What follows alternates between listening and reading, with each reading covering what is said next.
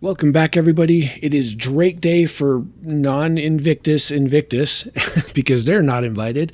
And we've got the Caterpillar as a Warbond CCU, which makes sense. It's kind of obvious and on the nose. Usually it's the Caterpillar or the Corsair, and this time it happened to be the Caterpillar. Not sure why Drake doesn't do more variety in all their Warbonds. Maybe they need more ships. Unfortunately, no. This bad boy has not showed up yet. I was really hopeful that we'd see something about this ship and figure out more about it, but no. At least not at the time of this recording. Maybe something will come out later next week. I don't know, but they're clearly not using Invictus to do this launch, which is kind of a bummer, but also expected. Maybe I just had a little bit too much hopium over the Memorial Day weekend, but no, this one's not showing up. Oh, wait, they're coming out with two more, aren't they? Yep, the Ironclad and the Ironclad Assault. So these two ships, they are non-Warbond concept ship pricing, but I'm going to hazard against using them in a CCU chain unless you guys are really seasoned and know what you're doing, because they may just be a waste if you're trying to get to a specific ship that's just above them. Let me cover this real quick. So the Ironclad, again, if you want the Ironclad, you should probably grab this now. $10 for a non-Warbond, possible store in credit, CCU from the Prowler to the Ironclad. That's a killer deal if you want the Ironclad. But the problem is if you want to use the Ironclad in a chain, right? Ironclad's probably going to be a $500 ship. Maybe more, but at least a $50 increase on release, right? So at that amount, we're obviously going to skip the 600i. We're basically going to land in Hull C territory. Whether it's 505 or 515 or 495 or whatever is relatively inconsequential. My guess is it's going to be exactly $500 because that lines it with the Hull C. Again, I'm just guessing it's going to hit $500, mainly because it's another hauler at the similar price point where this can easily jump to, but it's going to have better defense. There's different things that they're going to weigh, of course, but let's just say it is 500. There's not much beyond this. You've got the M2, but you wouldn't get that on Warbond, right? Because that's, what was the M2? A $40 discount? $35 discount. Okay, so that makes that $500 not viable, so that wouldn't help you in the chain to an M2, for instance. It could help you to Ironclad Assault. That would work, right? 500 to 535. Ironclad Assault is probably going to release after, just guessing, which would give you a $15. If it's Warbond, it's not going to be Warbond before it releases, so you're probably not going to get to the Ironclad Assault from it. Hull D is at 550. Is a Hull D ever going to have... I don't know where we're going to be with the Hull D. We've already seen price increases. We'll see. We'll see where the Hull D ends up. Arastra, that's going to be... maybe if you're going to the Arastra, but it's still not great. I'd try and get there with the Assault in a non-Warbond. It just gets really sketchy up here, guys. If you don't really have this mapped out as to what you're trying to get to, then I wouldn't be buying these non-Warbond concept prices up here for CCUs in the future. What did I do there? There, that one makes more sense. You can do it. Again, if you have store credit, sure, you can lock in the price that way. But unless you really know what you're doing, I wouldn't spend additional out-of-pocket money on these because, it gets real sketchy up here as to where you're trying to get to and where those prices will end up. So just keep that in mind if you're going for any of the higher-priced concept ship CCUs up above here. Just keep that in mind, please. As for the actual Caterpillar here, it's a $30 Warbond discount here for the Harbinger or Guardian MX. Guardian MX is available right now. This is the one that makes the most sense, for sure. Especially if you're new to the game, you don't have any other Warbonds, you're still thinking about how to get into the Warbond game, and you're like, I love the Cat, I want that, I want it cheaper. This is a good one to do. It's that simple. I've been reading some comments from people who have just joined the CCU game And so there's a misconception that I've seen a couple times in recent history during Invictus here, where people are like, hey, I got the Titan, or I got some other starter ship. So I want to get to the Caterpillar, though I really like the Caterpillar. I'm going to get a $30 discount and spend $240. That's certainly how you could do the CCU game if you really wanted to. But that's not what we try to do with the CCU game.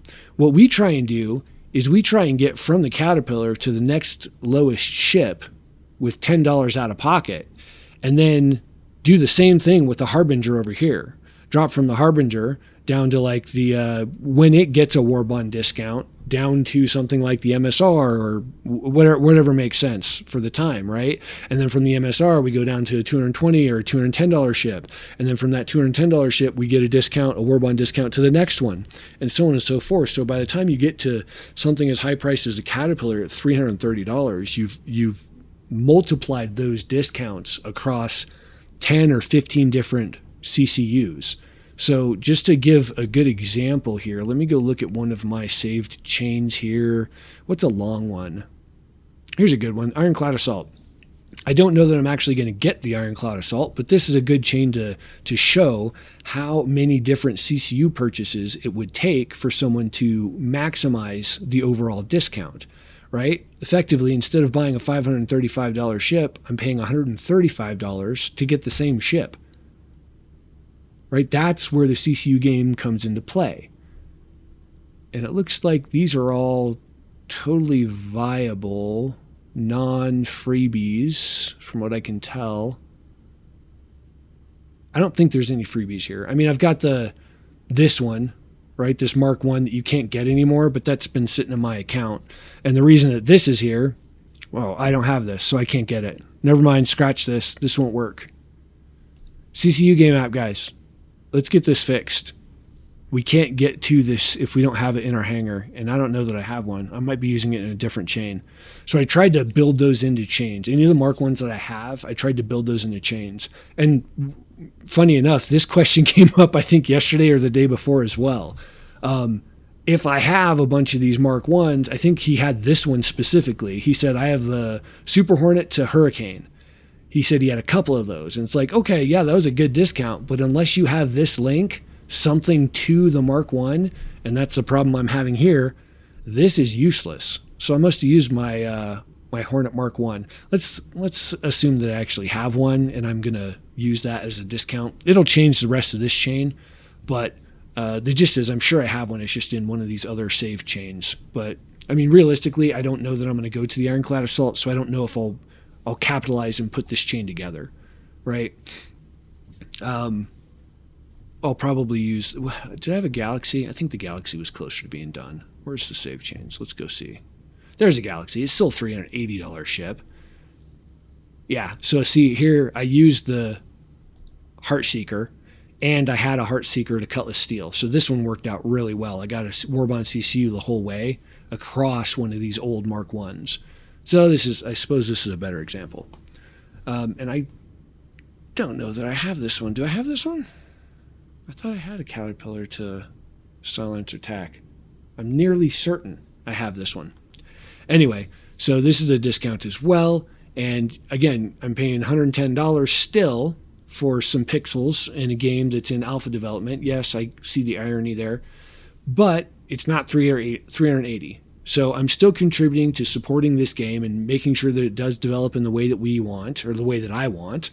But it makes it viable for me to do this, right? Like, sure, I could have put aside money and purchased a $110 ship, but that means I'm never getting a Galaxy, because there's no way I'm spending that much money on one ship. I'm just not going to do it. Like, even 110 is nearly too much for me, right? That's really pushing it. But again, this is the budget I've set aside for this game, and that's what I spend. But I know there's people that just buy them outright. They don't even care about war bonds. They just buy the new ship when it comes out. I can't do that. I can't. That would be very irresponsible of me.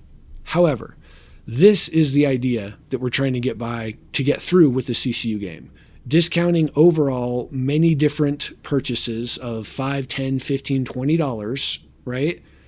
Getting all the way to a ship at a massive discount. I mean, this is a 71% discount overall for the Galaxy.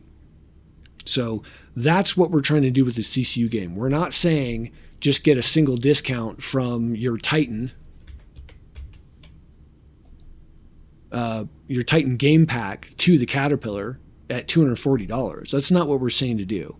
So if this is what you thought the CCU game was, just getting one big discount or one small discount for a large ship chain, definitely watch more of my videos. I've got a couple different playlists that kind of walk through all the CCU game coverage stuff, the more in-depth kind of knowledge-based instead of the daily things that are coming up for events. Definitely go watch the CCU Masterclass video I put together. You only have to watch about half of it. A lot of it's outdated now because I started using the CCU Game app, which is a fantastic resource. Again, I'm not affiliated with the CCU Game app folks, but this is an invaluable tool. Even if it's not perfect, it does a great job in putting together all of our chains for us, even though it does make some mistakes from time to time. So definitely use this. Definitely, if you can, maybe send them a little donation for a thank you. I think that would help them keep this thing live, and I'm sure they would appreciate it. So, yeah, that's what we're trying to do. Not one jump, not a single discount, many discounts across the whole long chain that takes time, right? It takes a lot of time to build out these chains. Like I said, I've been playing the CCU game since 2016. I showed my hanger last time, and I didn't even buy a game package until late 2019. I think it was IAE or right before or something. So I've been playing the game a long time, the CCU game rather. And so that's why I have so many. Most people probably don't have these, especially if you joined in the last couple years. There's no way you would have accumulated a 71% discount on something like the Galaxy if you've only been playing for 2 years. I mean, I suppose it's possible. Let's see. I don't know. I wish I could show the dates in which I bought some of these, but because that would be cool to look at, to see if it would even be possible over the last couple of years to do this. But maybe since 2021 you could have amassed enough to buy a discount like this. But really, the hard part is not actually attributing these things in your hanger, not building the chain. But I mean, you could do that. You could just put the chain together, but there's a high likelihood that things change enough that you're going to be like, I wish I hadn't applied that chain. That's already happened once to me, and that's why I have not put together additional chains. I think the one I bring up, though there's two technically, like the Corsair, I put together a Corsair, and it just wasn't a great bunch of discounts, and I regret putting that one together. I should not have done that. And the other one I put together, which was decent discounts, but I just dislike what they've done with the ship, is the Ion. Like, that's my biggest issue, is how they're changing their ships and how they play in the game. And I mean, I get how things. I understand that some things are going to change with any given game, right? But the drastic change that the Ion went through, and again, I haven't flown it since 4.0, but it hadn't improved, in my opinion, before that. Like, they sold something that it just isn't anymore. So that one I'm probably going to turn into an MSR. Maybe. It depends on what happens with the MSR and data running, honestly, because I'm sure there will be additional competitors. So again, I haven't changed it. I'm just kind of waiting to see what happens with that Ion. And look, maybe they turn it into something that's viable for my use case again in the future, and that'd be cool. I'd like that, because I do like the ship. Overall, it's a great ship until you start shooting with it. And then it's like, this doesn't seem to act the way I expect it to act.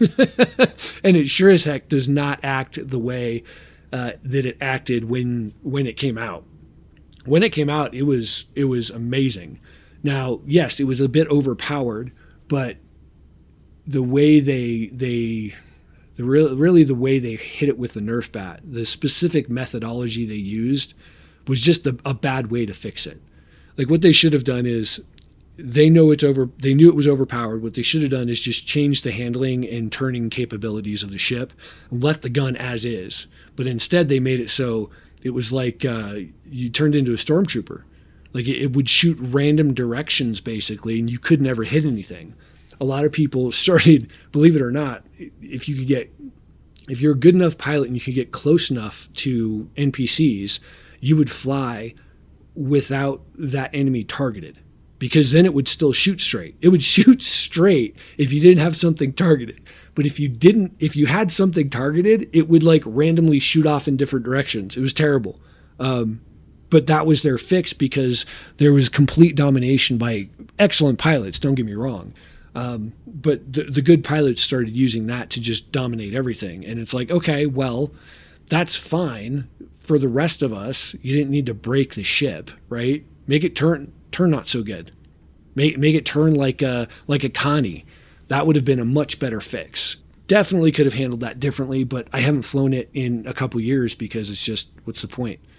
I mean, I would try it every once in a while when I heard they were making changes, but it's still not where that ship needs to be. I don't fly it anymore, which is a bummer. But anyway, I don't even know. I started ranting again, didn't I? God, so many rants as an old man. We just start talking and start grumbling about stuff, don't we? You guys do it too, and you know it. But anyway, so yes, try and get as many discounts as you can with multiple different CCUs across time to get the biggest discount. Don't worry about getting it done in one event. Don't worry about getting it done even in 1 year. Save these until right before 1.0 goes live and they say, hey, the CCU game is done. We're not doing it anymore. But look, realistically, my guess is they're bringing in enough money from the CCU game that it's going to continue on even through release. I don't think they're going to stop selling ships. Why would they do that? That doesn't make any sense. Think about that for a sec. If they stop selling ships, do you think they're going to make all this money up by selling paint schemes? Like, that's not going to cut it for a company that's made $800 million over the past 13 years. They're either going to change to a subscription model where you're paying monthly, like many MMOs of the past, right? Or they're just going to keep selling ships.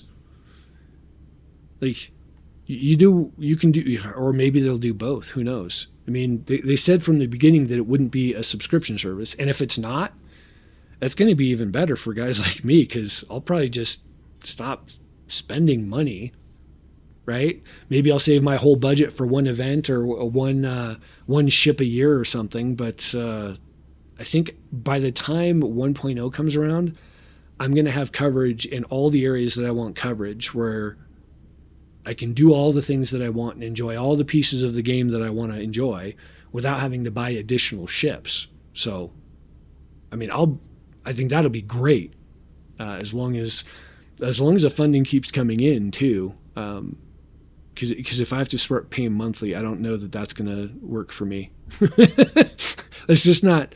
I used to do that, right? I used to play. I'm a pretty old schooler when it comes to online MMOs. Like, I've been a part of the first ones, right? Ultima Online, EverQuest, the early heydays of WoW, the Dark Age of Camelot. Oh boy, Eve. I did play Eve for a while. There's so many that were like the old school MMOs that we paid monthly. It was not a big deal. It was just part of it.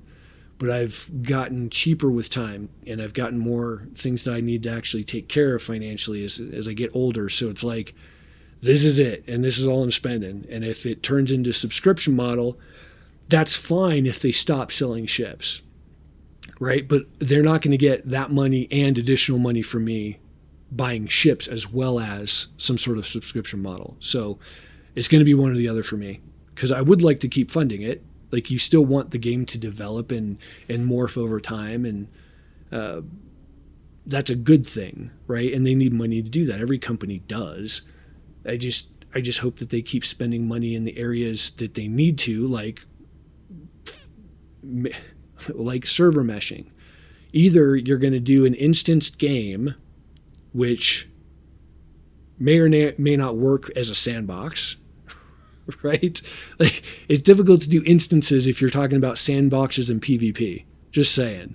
It's a bit more difficult, especially if they're dynamically created instances based on where you go, where you fly. So server meshing really needs to get polished up and working and functional and amazing versus kind of the buggy. It's not a mess. Like they've done some really good things there, but that's where I want the money to be spent. I want the money to be spent building the technology, right? But at the same time, new ships is a good thing. It's not like I dislike it. Like there's somebody ranting in one of the videos. I don't remember which day it was, but they're all Karened out, telling us that we're all being financially irresponsible. It's like, dude, I'm 45 years old. I've purchased a house. I take care of my family. I have a small budget for this, and it's less than buying the ships outright. So quit Karening. Like, go away. Stop yelling at people about their financial decisions. There's plenty of people that make poor decisions. And if you don't have any money at all and you're burning hundreds of dollars on a video game, yes, I would agree with that, Karen, that you should probably reassess. But that would be a personal conversation between me and a friend, not yelling at people on the internet who I don't know. So that one, whoever that comment was from, thank you so much. That gave me a good laugh that day. It was like epic Karen. It was great, but I don't even know where I was. Yeah. Oh yeah. Don't just do one big jump from something like the Titan to the Caterpillar. Do many small jumps to maximize your discount. And that's it. That's all I have for a couple of people that were asking about those sorts of things in chat. I figured I'd bring it up in the video because I don't want that to be lost on people that are, just jumping into the CCU game now. This is not a one event, get it done kind of thing. You buy these war bonds in anticipation of the ship that you want long term, and you build a chain all the way as close put together as you can to maximize those savings and eventually get it at a 70% discount or a 50% discount or 30% off or whatever you can do over time. And the reason you keep them over time is not just because you can maximize the discount, but it's also because maybe your tastes change. Maybe you're like, okay, I'm definitely going to do this when the game goes live, but I don't necessarily want this particular ship. And that changes. Like the first chain I ever built, believe it or not, was for this one right here, this Vanguard Sentinel. I built a chain for this ship and then realized that the game was changing so rapidly that this was an obsolete ship. Nobody flies Sentinels anymore, right? Remember the heyday when disruption weapons were like the thing to use? Nobody cares anymore. And maybe that'll change when weapon balance comes back and all that, but we're so far off from that. And I mean, like the hacking's not in game. They don't even talk about hacking. They haven't even talked about data running, let alone hacking. So like, I don't know. I fell out of love with the ship. It was still a heavy hitter. Don't get me wrong. It was a good ship for the day, but I mean, I would take, 20 ships over the Sentinel nowadays. It's just become one of those obsolete ships. And that is a bit of a frustration, but at the same time, it makes me realize that holding on to the CCUs until 1.0, or until I have a minimum viable ship, like the Zeus. The Zeus series is a minimum viable ship. If I want to do hauling, that's a minimum viable ship that will be profitable on day one when 1.0 goes live, because it's fast, maneuverable, can carry a good enough cargo load via mission or via just, running commodities back and forth that I can earn in-game money and do what I want with that ship, no matter what. C1 too. C1 and the Zeus CL are two ships that I know for sure are going to do exactly what I want them to in the verse when 1.0 goes live. Now, they could change some characteristics, but overall it's still going to work. Unless, again, who knows? They could totally botch everything, and sure, that could happen. But like those two ships, along with the Cuddy Black, eventually I will have a Cuddy Black. I still haven't purchased one. I don't have that. Again, I'm not completing change, remember? Things like that, I'm nearly certain on, but I still haven't committed to those CCU chains. And that's why I keep saying, look, do this over time. You get a way bigger discount. First off, it's way better. Like if you look through let's go look at these CCU chains that I've built. Let's go look at these bad boys. And none of these have been committed to. 0. Okay. I think some of them were I was testing something out, but look at this Zeus MR. Again, $65. I'm waiting till it comes out. I could nearly complete it. I'd have to spend $20 out of pocket right now because I don't have any in-store credit. And I'd have a $65 Zeus MR. Well, technically a Zeus ES because this one's not out yet. So that's another reason. I'm not going to buy a ship before it's gone through its nerf bat phase 2 months after its release, right? And it's been stable for like a couple months. So what else here? Again, Galaxy, I'm pretty sure about, but again, I don't know till I fly the thing. Maybe I'll hate it. Maybe it'll come out and I'll be like, oh yeah, this is not what I was expecting. And then this will turn into something else, right? But you can see, like if just look at this Galaxy again. If I was to do this, I'd need to buy $15, $20, $30 more because I already have this one. I bought this one I don't know, yesterday or something. $30 more, but I've got a 71% discount on this ship. Right? Like this, and this has taken a while. Like, I'm trying to think about the Cutlass. Like these were from a while ago. These Mark 1s. Those are from a while ago. This Cuddy Black Raft was from a long time ago. The Gladius to Cuddy Black was a long time ago. Arrow to Gladius. These were from a while ago, maybe 2 or 3 years. The Rock to C8R Pisces, that was was that 2020? Might have been 2021. I could probably go find out, but that would waste a bunch of your time. So yeah, it takes time to build these chains where you're getting 70% off, but most of these save chains that I've got, look at this one. I mean, this one's not super fair because I start off with the freebie blade that was a referral reward basically. So I'm spending $30 for a Crucible. Like they got to convince me that the Crucible can actually do heavy repairs before I commit to this chain, right? Because if they don't have those drones that pop out of this bad boy to go repair larger ships, then it's not heavy repair. It's going to be light repair. And that's not what we signed up for this concept. So again, I didn't pay for it. So, you know, there's not a whole lot of weight and conviction behind anything that I, demand of SIG on this ship. But it's a heavy repair ship, and it's supposed to be mobile.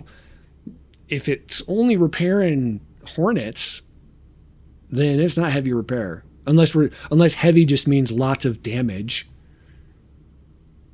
right? But that seems like maybe a play on words you shouldn't have used.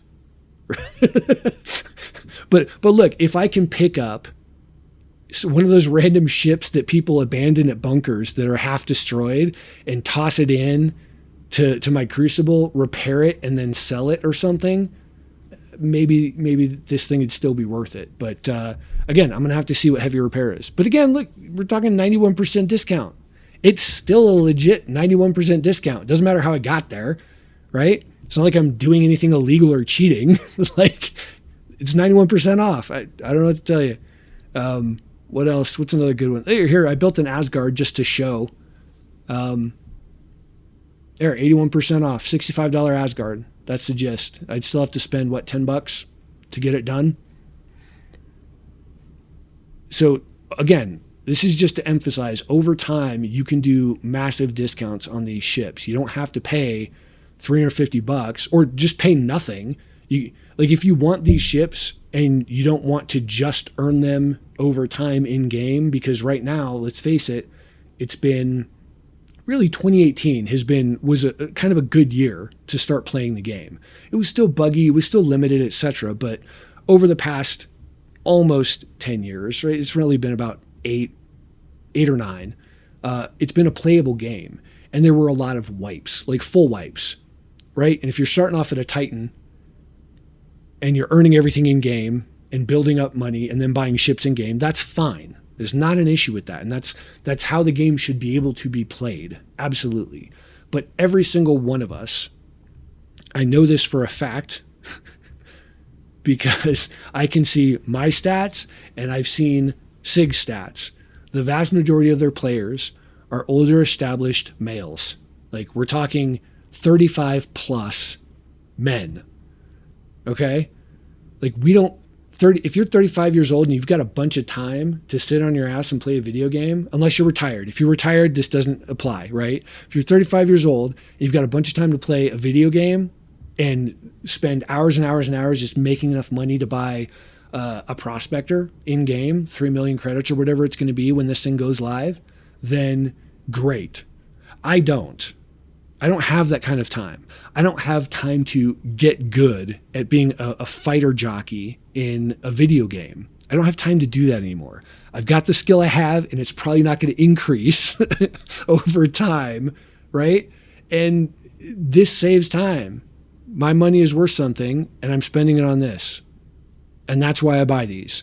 I buy CCUs to support the game, and I buy them to save myself future time, my future self time, right? Because I'm not going to have time to do all of this in-game fake wealth building, right? When I'm building out my real life so I can pay for the things that I want to enjoy. And this lets me enjoy it at a much more rapid pace. Anyway, now that third or second or fifth rant is out of the way, and I hope I answered the question about not just going from a Titan to a Caterpillar in one jump, doing multiple jumps. I don't think there's anything else left to cover. Nothing's really changed in the store besides this stuff and the minor changes to the standalones. So that's it. That's all for me. Have a great rest of your weekend, guys. Zi-Tek, out.